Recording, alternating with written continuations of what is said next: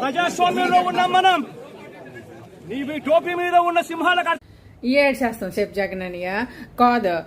టోపీల మీద అర్థాలు తెలుసు మరి. వాళ్ళు ఇన్ని రోజులు మరి ఆలీబాబు 40 దొంగలకి, ఆలీబాబు 1/2 డజన్ దొంగలకి వాళ్ళందరూ సలాం కొట్టలేదు, గులాములు చేయలేదు. మరేడు చేస్తాము.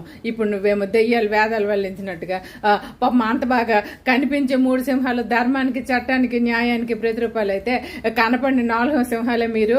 కాబట్టి మీరు కరెక్ట్గా ఉండండి అని చెప్తున్నావు. కానీ మరి ఆ ధర్మాలు చట్టాలని నువ్వు పాటించబెట్టని చెప్పు. నువ్వు పాటించకుండా నీ పదవిని దుర్వినియోగం చేయడం కాక ఇప్పుడు అందుకే జనాలు అందరూ ఆ పదవి నుంచి పీకిన తర్వాత కూడా నువ్వు దెయ్యాలు వేదాలు వల్లించినట్లు మీరు పెర్ఫెక్ట్ గా ఉండండి అన్నారు. నువ్వే పెర్ఫెక్ట్ గా లేవు కాదు. ముఖ్యమంత్రి హోదాలో నేను కూర్చోబెట్టే ప్రజలు పెర్ఫెక్ట్ పనులు చేయకపోతే కదా ప్రజలు పీక్సారు. మరి నువ్వేంటి పెర్ఫెక్ట్ గురించి పెర్ఫార్మెన్స్ చేస్తున్నావు. మరి మార్కెట్ నచ్చలేదు నాకు.